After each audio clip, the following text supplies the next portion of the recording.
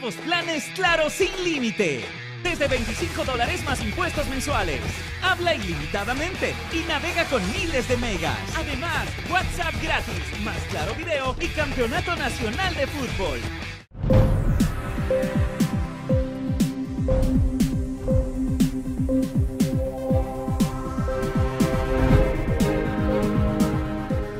Hola amigos, bienvenidos a Libre Expresión. Hoy vamos a tratar un tema que realmente puede modificar no solamente el estado de los medios de comunicación en el país para los próximos 15, 20 años, sino el mismo estado de la democracia y de los procesos electorales que tienen que realizarse en febrero del próximo año. Vamos a hablar del concurso de frecuencias. Bienvenidos.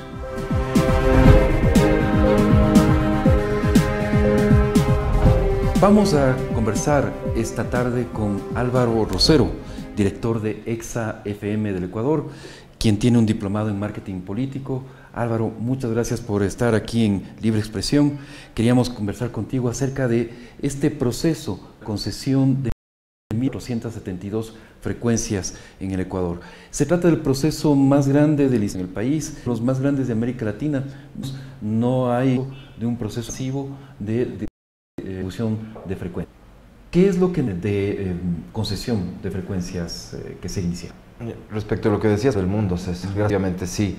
Desde la perspectiva tal vez de los medios privados, ¿no? Que efectivamente, como ocurre en el mundo entero, son la mayoría. Es decir, las concesiones están principalmente en manos privadas, lo que no quiere decir de un mismo, lo que significa concentración de frecuencias. Porque los críticos de los medios privados dicen que hay una concentración, justamente el 30% de frecuencias en el Ecuador está en manos privadas. Ese ha sido el discurso desde cuando se defendía la existencia de la ley de comunicación. Se hablaba de los medios privados como si se tratara de un solo ente que gobierna a esos medios, lo cual es absolutamente falso. De hecho, creo que sí vale la pena, antes de mencionar el tema de los concursos, que este gobierno tomó una decisión muy importante a través de la Asamblea Constituyente y fue realizar una auditoría de frecuencias. Frente a estos temores, frente a estas dudas que existían de cuál había sido el manejo del espectro en años anteriores, dudas que desde el lado privado incluso eran soportadas, quiero decir, respaldadas. Se realizó esta auditoría de frecuencias y se determinaron una serie de irregularidades que se habrían llevado a cabo con el tema del manejo del espectro. Pero se hizo la investigación, se determinó esa auditoría y a partir de eso no se hizo absolutamente nada desde el 2009 a la fecha.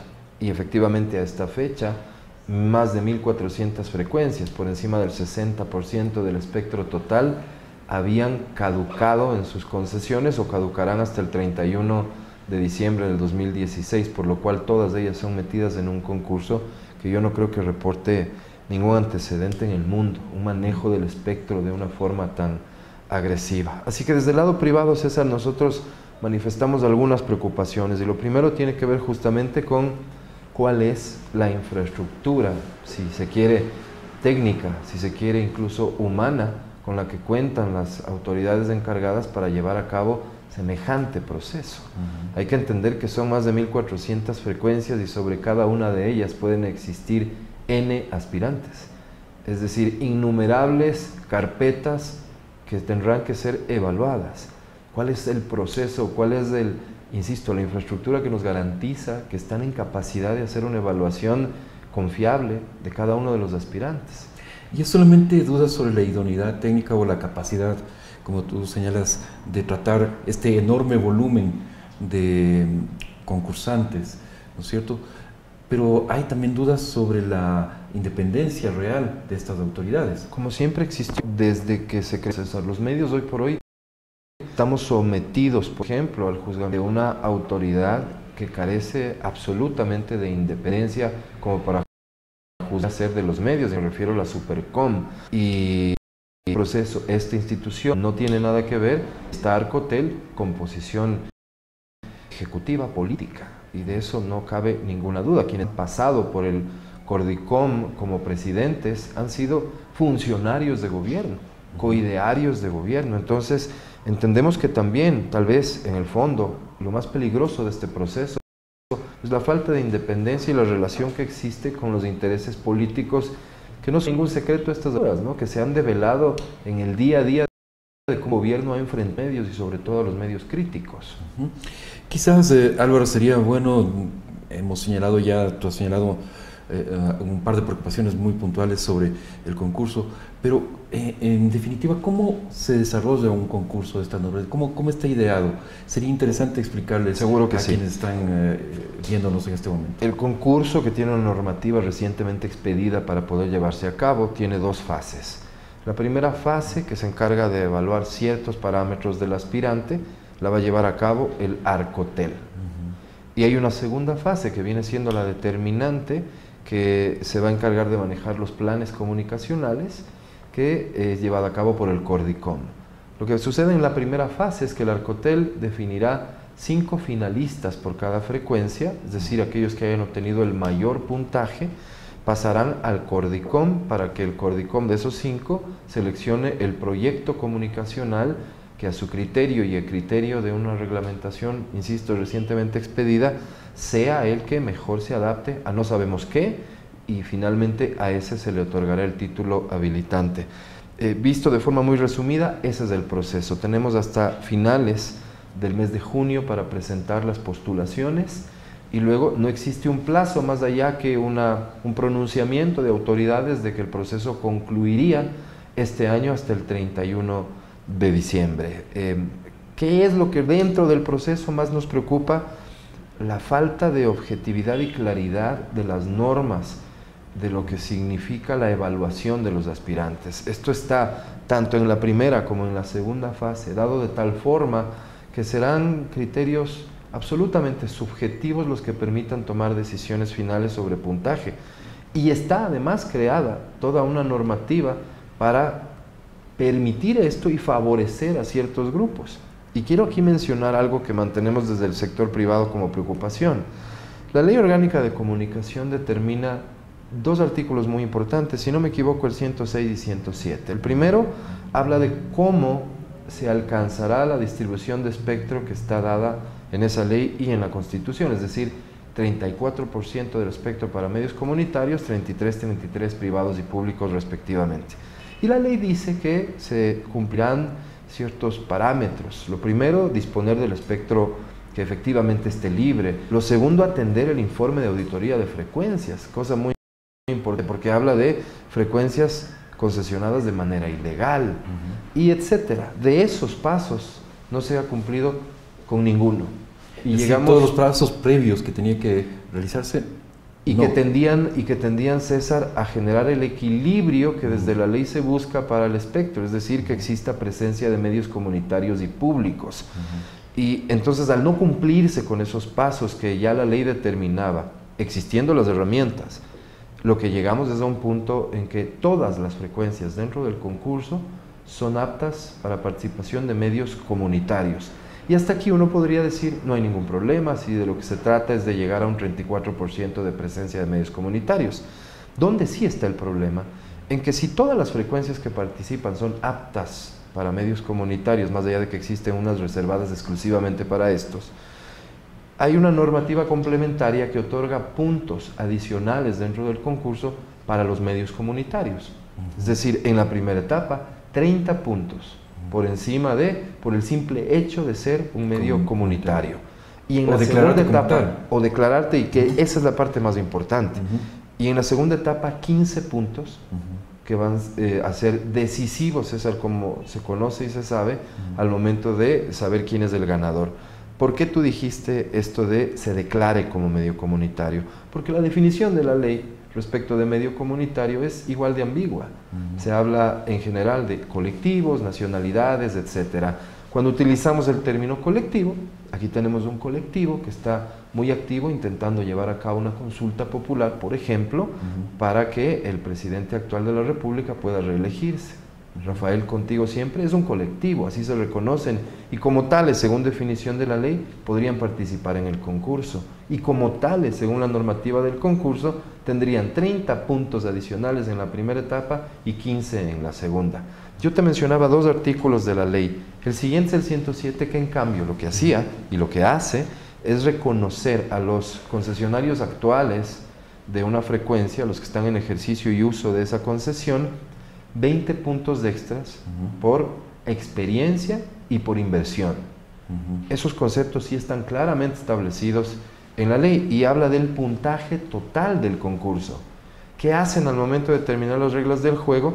Que no es al puntaje total del concurso, esos 20 puntos se limitan exclusivamente a la primera fase del concurso, con lo cual podríamos decir que un concesionario actual que participe de forma adecuada, sin que esto esté claro cuál es el mecanismo adecuado, podría llegar entre los 5 finalistas de esa frecuencia al Cordicom, pero en el Cordicom no tiene el puntaje que la ley le reconoce como adicional por experiencia e inversión y se enfrenta a cualquier colectivo que se hace llamar comunitario que sí tiene 15 puntos adicionales. Entonces, entendemos que esto es y debe ser la principal preocupación de los medios privados al momento de aspirar a ganar el concurso.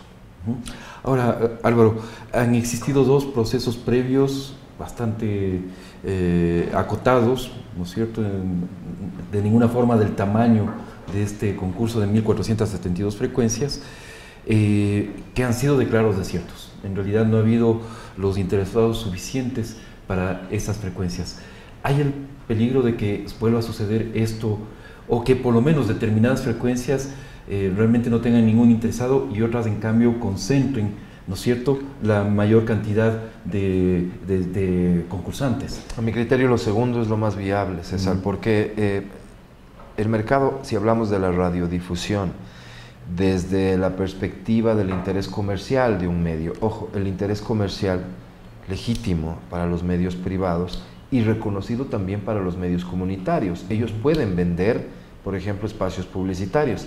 Lo que distingue a un medio comunitario de un medio privado es que no existe finalidad de lucro en los primeros, por lo tanto no reportan utilidad, pero sin duda tienen que buscar la forma de sustentarse y para eso la publicidad, como en cualquier negocio de comunicación, de hecho, uno de los planes base. es justamente el plan de sostenibilidad del medio, ¿no? Será evaluado correctamente. Ahora, claro, en ese paréntesis que haces, digo yo, ¿cómo uno puede proyectar a 15 años la sostenibilidad económica de un mercado publicitario, que es del que dependemos, de un país como el Ecuador? ¿Cómo podemos proyectar? Seguramente el papel aguanta cualquier cosa y uno tendrá que decir cualquier cosa también, César. Pero lo que decías es cierto. Entonces, en ese mercado publicitario hay ciudades específicas que son muy rentables o que podrían ser muy rentables si es que uno hace un trabajo adecuado. Quito, Guayaquil, para mencionar a las principales. Entonces, probablemente en estas ciudades exista mucha demanda de frecuencia, pero en otras que hoy tampoco tienen oferta de medios, seguramente no van a existir, y es el caso de los 2 concursos previos que tú señalaste. No hubo interesados en esas frecuencias y se declararon desiertos. Y aún en Quito y Guayaquil puede haber frecuencias, las más antiguas, las más establecidas, que capten la atención, ¿no es cierto? Sí, porque el concurso establece de una manera muy extraña que el participante va a decidir qué frecuencia quiere, cuál se le antoja, como si se tratara de una percha en donde el producto que más brilla es el que me quiero llevar. Y como así se está manejando, es de entender que cualquier persona que conozca algo de comunicación sabrá que en el caso de radio, la sintonización de una estación de radio genera un hábito. Ese hábito no cambia por el cambio de nombre de una estación. Seguramente una frecuencia X seguirá siendo de sus preferidas hasta que el desencanto le gane, pero de punto de partida un nuevo concesionario que opte por una frecuencia muy sintonizada hoy por hoy tendrá las de ganar frente a otros que no precisamente han sabido generar el hábito de sintonización. Entonces va a ser una percha en donde los participantes, sobre todo los nuevos, van a querer llevarse el producto más bonito. Como EXA, ustedes me parece que tienen ya 15 años o más al aire. Como democracia puede ser muchísimos más, por supuesto, más de 30 años. ¿Qué significaría para ustedes el que pierdan esas frecuencias? Primero es decirte con toda franqueza, César, que no admitimos la posibilidad de perder un concurso, y no lo admitimos porque tenemos un firme compromiso con nuestra audiencia, y creo que el compromiso es recíproco en el sentido de darle seguimiento al proceso que nace muy mal, con una normativa que permite el uso político del espectro radioeléctrico, como siempre pasó en el país, pero esta vez con un volumen sin precedentes. el número de frecuencias me refiero. Y tenemos ese compromiso con nuestra audiencia porque a Dios gracias nos ha preferido con su sintonía y somos de las estaciones más escuchadas, tanto en el caso de Democracia como de EXA. Y llegará el momento en que también pediremos a esa audiencia que nos acompañe en la vigilancia de que las cosas se hagan de forma correcta. ¿Qué significa para un radiodifusor el no continuar con su actividad, César? Lo primero que hay que distinguir es que probablemente no todos los radiodifusores merecen continuar con su actividad. Y aquí hay que saber distinguir quiénes y de qué forma obtuvieron sus frecuencias. Porque efectivamente lo que no podemos aceptar desde el gremio, desde ningún lugar, es que aquellas frecuencias que fueron otorgadas de manera ilegal, haciendo uso probablemente de relaciones políticas antes que de méritos, hayan sido merecedores de una concesión y esas cosas se auditaron oportunamente. Entonces, sin poder generalizar, te puedo decir que quienes han trabajado de esto han entregado su vida a esto, a una actividad de la comunicación que más allá de apasionante, en el caso del uso de espectro, en el caso concreto de la radio, demanda ingentes inversiones para ser competitivo. La dinámica tecnológica no se detiene un solo día. Hoy tenemos nuevas amenazas, los nuevos medios. Hoy estamos aquí en una entrevista de un portal de noticias que es el futuro seguramente de la información. Y frente a estas nuevas amenazas que nos obligan a los medios a ampliar nuestra visión y nuestra cobertura, la respuesta inmediata o el requerimiento inmediato es mayor inversión. ¿Qué significaría para un radiodifusor perder un concurso por diversos hechos no precisamente éticos? Muy probablemente, como ha sucedido y conocemos el caso tan lamentable, por ejemplo, de un radiodifusor muy antiguo que recibió una carta en donde se le notificaba el inicio del proceso de reversión de frecuencia y sufrió un infarto. Personas que le han entregado su vida a esto. Eso es lo que está en juego. Muchas plazas de trabajo, por cierto, pero lo más importante es la independencia de la comunicación. Hoy existen medios privados que garantizan esa independencia. Podría mejorar el manejo del espectro si es que a ciertas manos que acaparan frecuencias y que son muy conocidas por las autoridades, si a esas manos se les quitaría algo de lo que tienen y se redistribuiría bien pensado, bien actuado. Pero el sector privado, y lo defiendo a capa y espada, creo que es el que de mejor manera garantiza la pluralidad y la diversidad de la voz, porque nuestro negocio funciona con una fórmula muy simple. Es negocio en la medida en que tenemos publicidad, y tenemos publicidad en la medida que nos escuchan. Para poder ser de ese grupo, tenemos que satisfacer demandas y necesidades del público.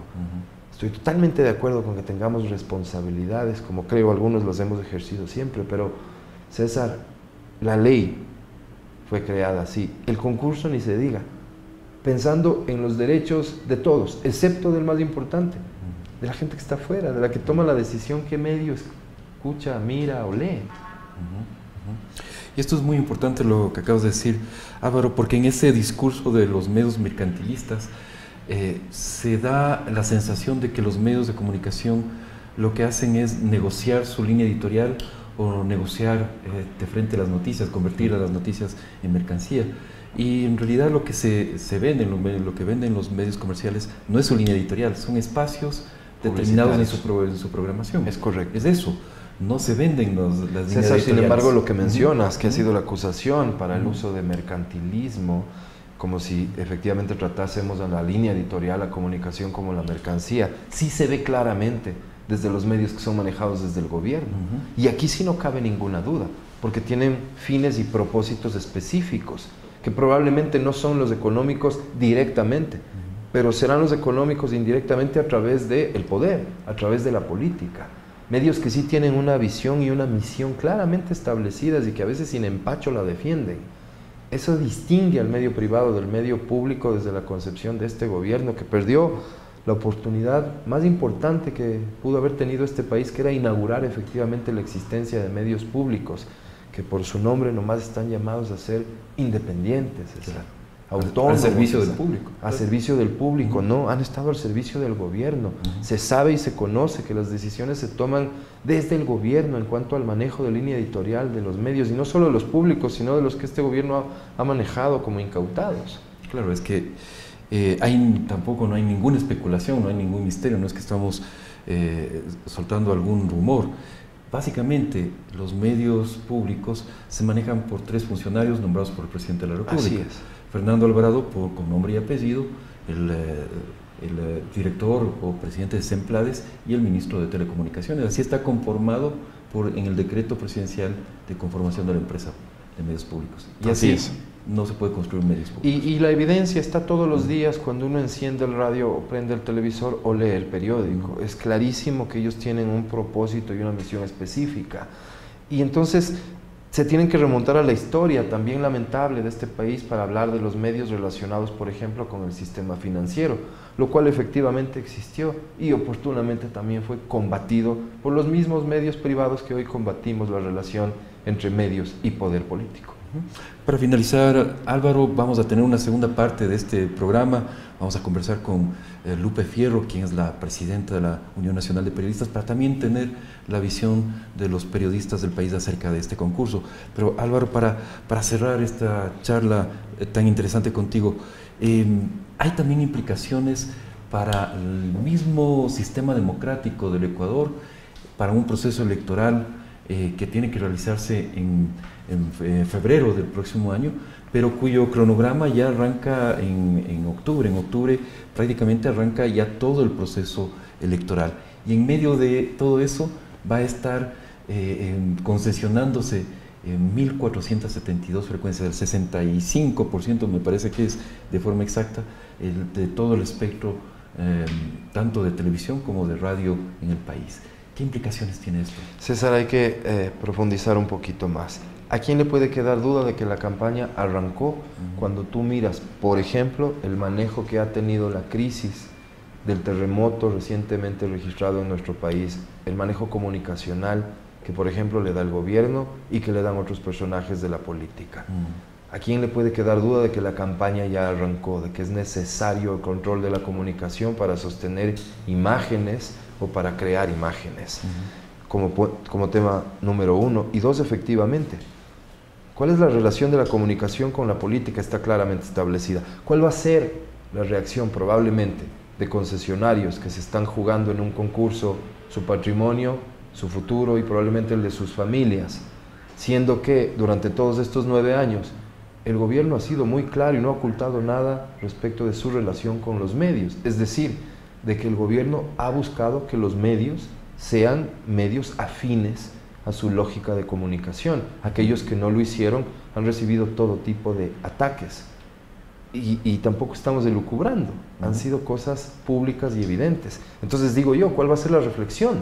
Y eso es lo que nos debe preocupar de esos concesionarios de radios en provincias, en ciudades grandes, al momento, por ejemplo, de definir los espacios que van a otorgar a fuerzas políticas contrarias al gobierno.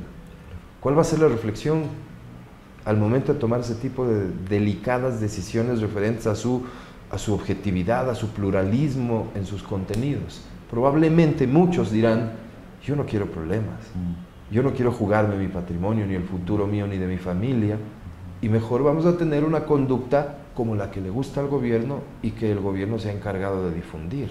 Eso es lo que está en riesgo frente a las elecciones, y probablemente por eso hoy se lanza un concurso que se venía anunciando desde hace años y que se vino también aplazando. Incluso si uno mira políticamente, dice, ¿cómo hoy que el gobierno, sabemos, es mucho más débil frente a la ciudadanía que lo que era hasta hace unos años, cómo hoy lanza un concurso que le crea un nuevo frente de disputa, un tema relacionado con la libertad de expresión, ni más ni menos, tema o guerra que nunca supo ganar? Hoy que es más débil, ¿por qué hacerlo? Yo creo que la respuesta está aquí. Perfecto, muchas gracias, Álvaro. Gracias a ti, César. Álvaro Rosero, director de EXA FM de la cadena Democracia. Y regresamos dentro de unos minutos con la segunda parte de este programa.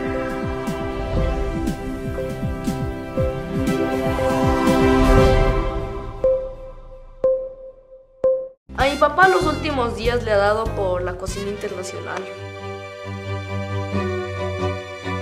Todo estaría bien, pero creemos que ya está exagerando un poco. La semana pasada fue comida española. Y esta semana tocó mexicana.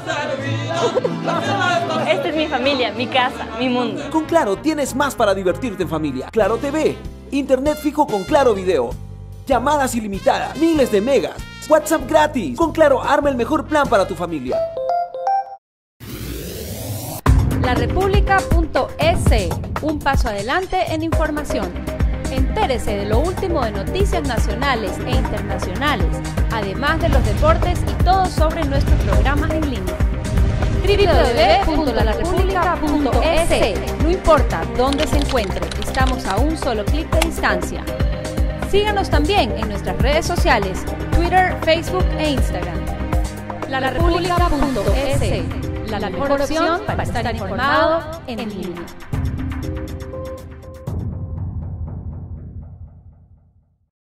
Que es hecha al apuro, es mal comunicada, es mal manejada, lo que produce es un rechazo de la gente, un rechazo al gobierno y unas pocas ganas de colaborar cuando lo que más se necesita en este momento es la unidad. Nos hemos visto, de alguna manera, enfrentados a una posición del gobierno, ¿no?, que ha optado una vez más por el camino fácil, es decir, meterle la mano en el bolsillo a los ecuatorianos.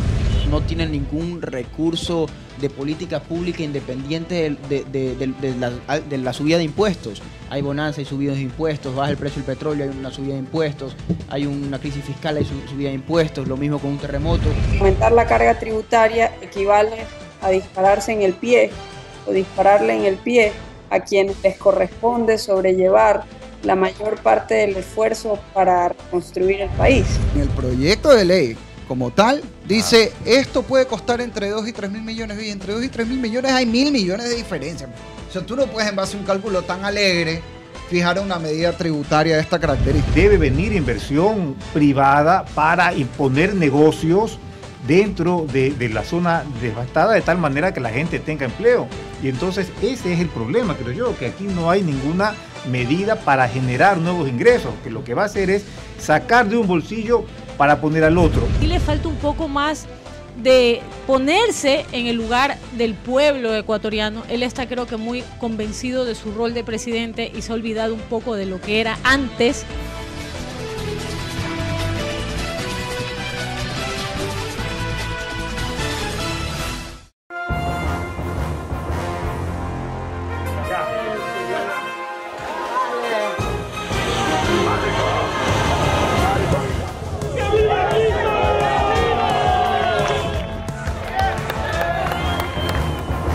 Establecer una contribución de 2 puntos adicionales sobre el IVA.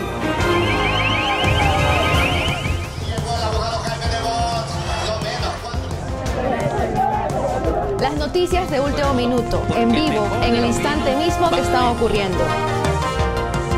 Por LaRepública.es.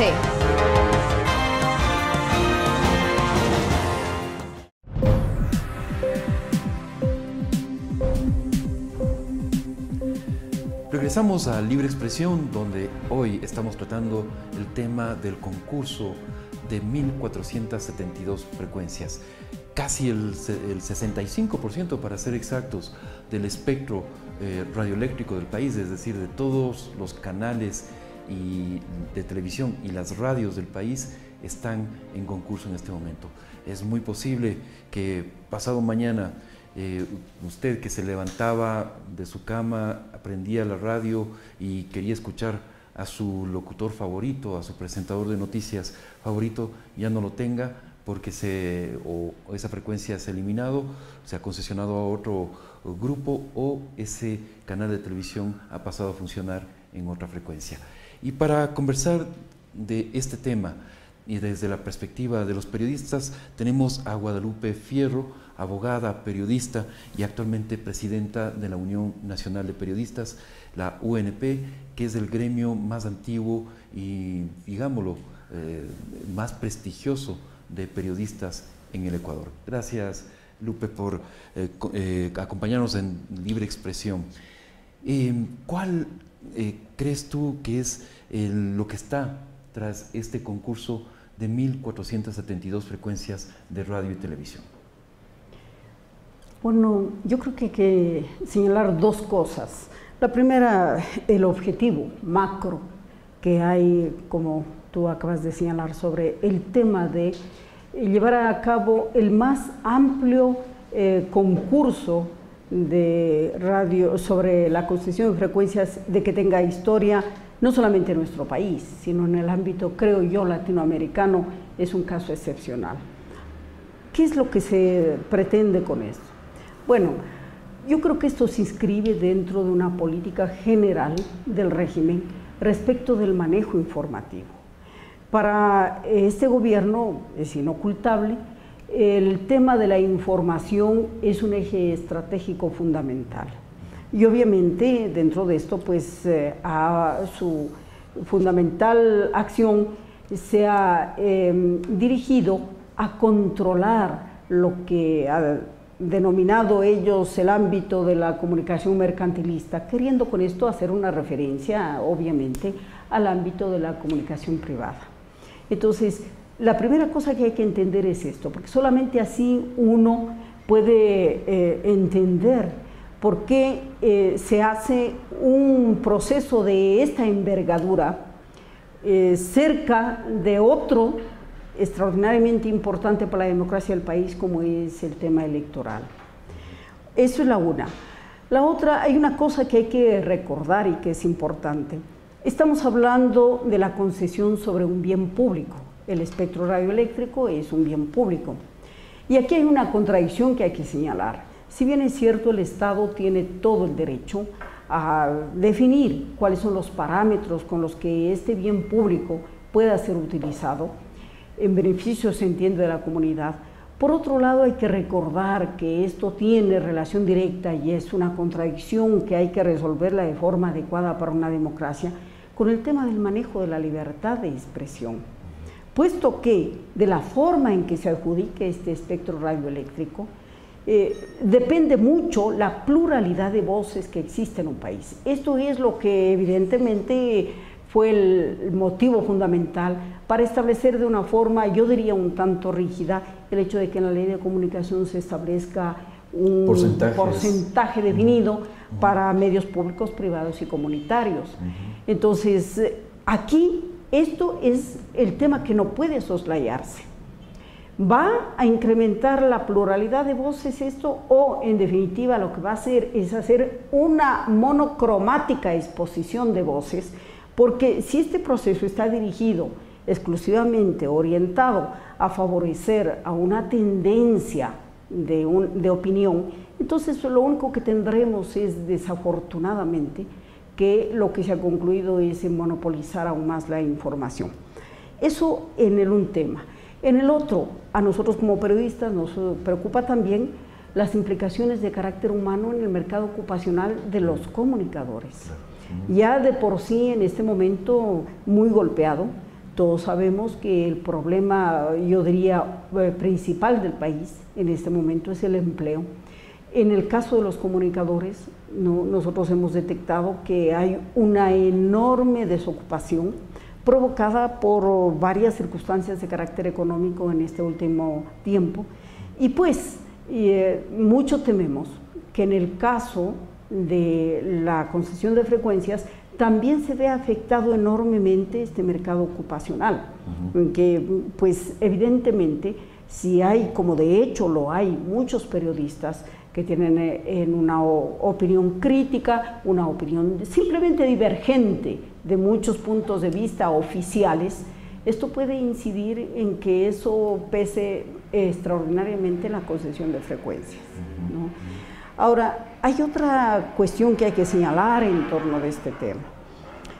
Yo creo que en el tema del proceso como tal, me ha llamado mucho la atención la forma en que está establecido. Y pues vienen al punto las comparaciones con procesos anteriores que se han dado en el país, en donde a través de procesos concursables, por ejemplo, se han designado las principales autoridades. Yo he visto que en el proceso que se va a avecinar hay un rango de puntuación que queda bajo la absoluta discrecionalidad de la autoridad. Y ya quiero recordar lo que pasó, por ejemplo, en la designación de jueces. Esa puntuación absolutamente alta que queda en estos procesos concursables Lo que ha dado lugar es a lo que yo defino como la puntuación comodín. Son puntos comodines con los cuales se acomodan desde la perspectiva de la autoridad para que los resultados salgan según lo que ellos tienen previsto, no según lo que las personas que participan en esto lo merecen. Y ahí, Lupita, quizás valdría la pena recoger lo que decía hace un momento Álvaro Rosero, director de Exa FM, que hay unos 30 puntos en la primera parte y 15 en la segunda parte que se les concede a los medios comunitarios simplemente por ser medios comunitarios. Pero lo extraño es que la definición de medios comunitarios es tan amplia que en realidad puede presentarse como medio comunitario o pedir una concesión de medio comunitario cualquier colectivo que no esté ni siquiera registrado en el país. Y aquí hay una cuestión más interesante todavía, porque lo que tú acabas de señalar es precisamente a lo que yo me refiero con eso, los puntos comodines. Yo quiero recordar un antecedente para que el pueblo sobre esto ponga toda la atención debida. Cuando se produjo la puntuación inicial, por ejemplo, para los altos magistrados de la Corte Nacional de Justicia, con sorpresa nosotros vimos que de repente los que por méritos y por las pruebas establecidas habían logrado los primeros lugares, de repente resultaron de primero y segundo y tercero y cuarto en el punto número 30, y personas que prácticamente casi habían pasado, como suele decir nuestro pueblo, con las justas, ¿no? De repente se encumbraron a los primeros lugares. ¿Cuál era el secreto? Estos puntos comodines. Ahí supimos que había una entrevista a la que acudían los postulantes y que esa entrevista pues solamente dependía del ojo de la autoridad. Con estos puntos comodines de la entrevista cambió absolutamente la configuración, los cuadros de los puntuados. Bien, esto es lo que pienso va a ocurrir con esos 30 puntos y los 15 que están señalados. Pero hay algo adicional, César, extremadamente preocupante. Bien dices tú, ¿a qué nos estamos refiriendo cuando se habla de medios comunitarios? Y yo sobre esto quiero traer una preocupación adicional. El señor presidente de la República, en una conferencia en el Vaticano, como es público en este momento y se debate ampliamente, expresó algunas opiniones sobre lo que él pensaba que era la sociedad civil y la citó como una especie de amenaza, ¿no? Señalando que precisamente el tema de la sociedad civil como amenaza consistía en que no tenía responsabilidad política, ¿no? Acabo de ver una aclaración del señor secretario de Comunicación, el licenciado Patricio Barriga, en este sentido, en donde ratifica precisamente este presupuesto. Gracias. Y tratando de desvanecer las preocupaciones, yo creo que lo que ha hecho es ratificarlas y profundizarlas, porque queda clarísimo que lo que está diciendo el señor presidente de la República es que para que la sociedad civil pueda considerarse como algo positivo para la democracia, lo que debe asignárseles en realidad es una responsabilidad política específica. Entonces aquí viene una preocupación adicional. Cuando tú hablas de colectivos, ¿no? Hay un pequeño detalle, Lupita, sobre esto, que en la misma sabatina donde el presidente de la República aclaró el tema, o aclaró entre comillas, el tema de la sociedad civil, él señaló en varias oportunidades que la sociedad civil era él, que era agente del gobierno. Es decir, se concibe desde el poder una sociedad civil cooptada, una sociedad civil cercana al poder. Absolutamente, y esto lo que tú señalas confirma esta preocupación, porque mira, siguiendo esta línea de argumentación, ¿en qué concluimos entonces? En que obviamente estos colectivos que son parte de la sociedad civil y que serán los postulantes para las frecuencias, serán desde la óptica oficial aceptables siempre y cuando tengan una responsabilidad política. Entonces, mira la línea argumental a donde nos conduce. Y esto concluye en algo muy interesante, lo que tú acabas de decir, esta confusión tremenda entre la sociedad civil soy yo, un poco se equipara a el Estado soy yo. Y hay que recordar aquí un presupuesto básico del fascismo que, entre otras cosas, tuvo una línea argumental muy parecida en el tema de la comunicación. Yo les pediría a todos los audientes, ¿no?, y quienes ven en general y están preocupados sobre este tema, que se repase un poco lo que se decía dentro del fascismo sobre este tema de la información. Entonces tú recordarás ahí todo dentro del Estado, nada contra el Estado, todo para el Estado, ¿no? Es esta confusión tremenda entre lo que es un Estado y lo que significa la sociedad dentro de él. Es un subordinado del Estado. Entonces, mira, con esta línea argumental, en vez de desvanecer las preocupaciones, después de leer la carta explicativa del señor Patricio Barriga, a mí más bien lo que ha pasado es que me ha recrudecido esta preocupación.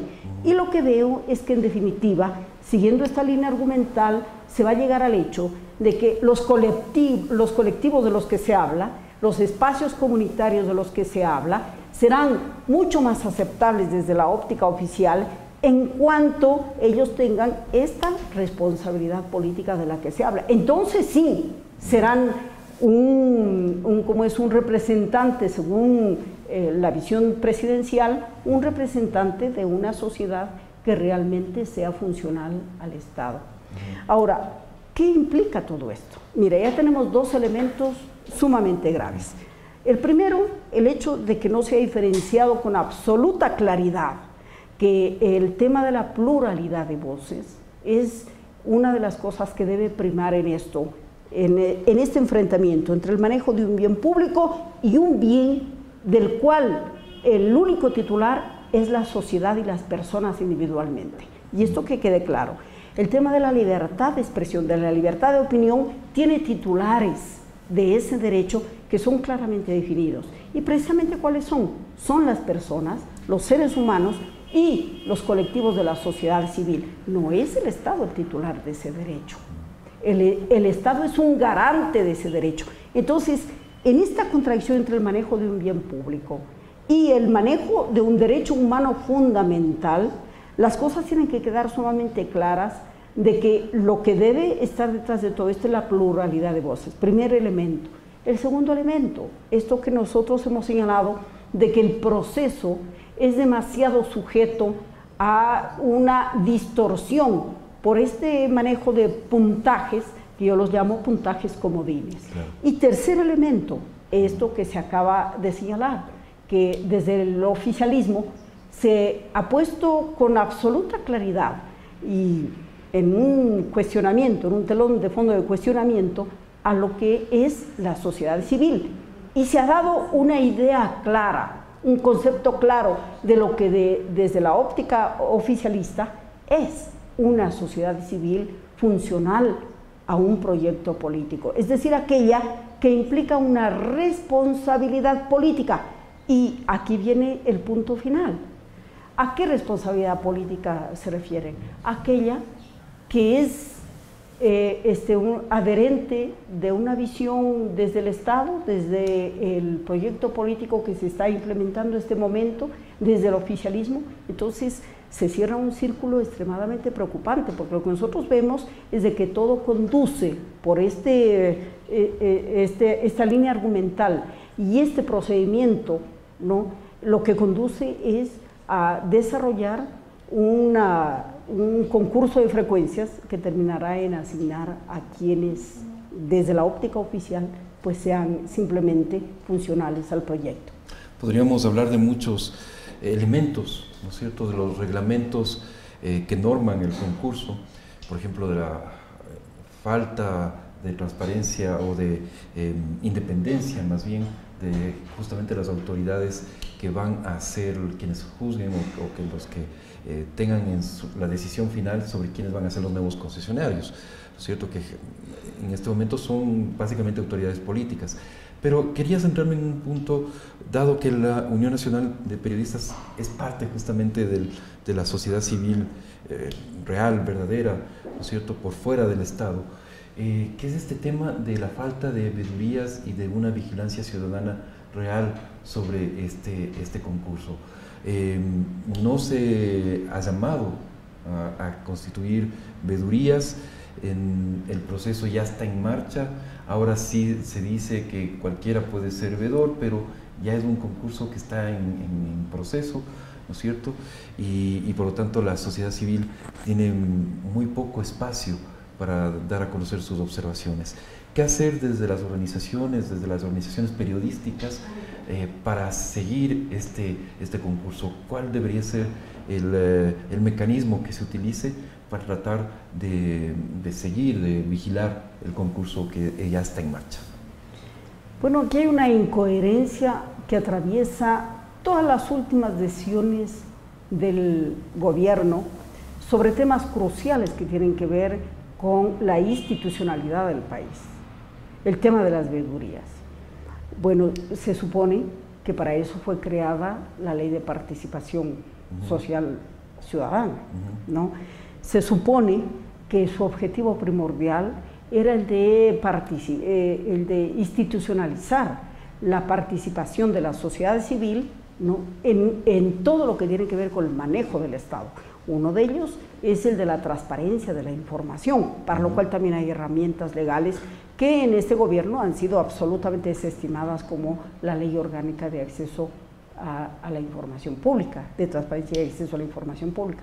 Mira, en el caso de las veedurías, nosotros vemos en los últimos periodos que aquellas que se han organizado por fuera de lo que el oficialismo pretende, inmediatamente han sido acosadas desde el poder, perseguidas e incluso amenazadas con procedimientos penales.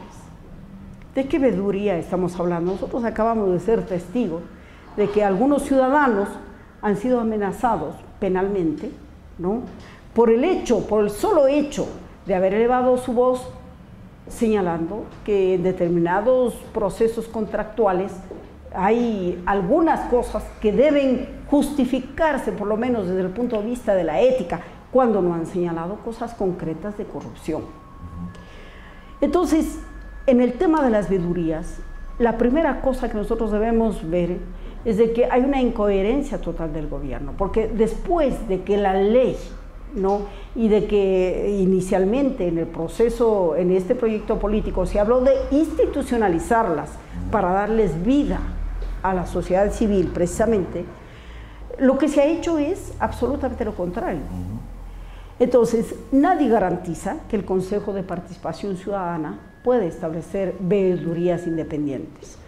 No hay ningún estímulo en este sentido que haya provenido de quienes están manejando el proceso de concesión de frecuencias.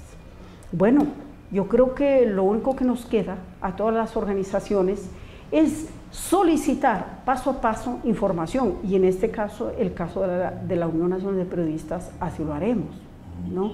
Y esperamos que lo hagan otras organizaciones gremiales, otras organizaciones de la sociedad civil que tienen que ver, que tienen interés en este tema de que la libertad de expresión no se vea afectada en este proceso.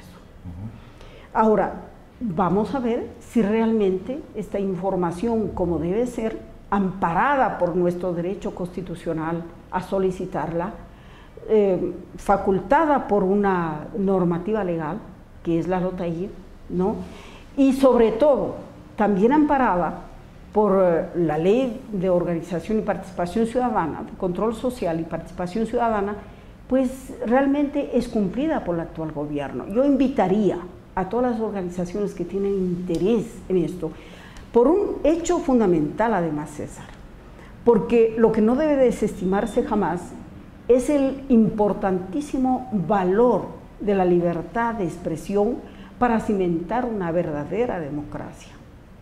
En este momento, posiblemente, es por un proyecto político el que los ciudadanos ven, pero siempre va a existir esto de que a nivel de las autoridades gubernamentales cambien las corrientes partidistas, cambien las corrientes políticas. Eso está perfecto. Precisamente de eso se trata, de eso se trata la alternabilidad democrática.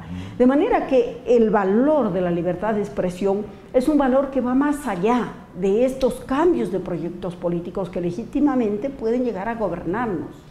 Entonces, esto de preservar este derecho fundamental no debe ser desestimado en función de lo que está ocurriendo con la concesión de frecuencias. Ese es el valor contra el cual tenemos que contrastar todos los procedimientos que las autoridades han diseñado, tanto en el mecanismo de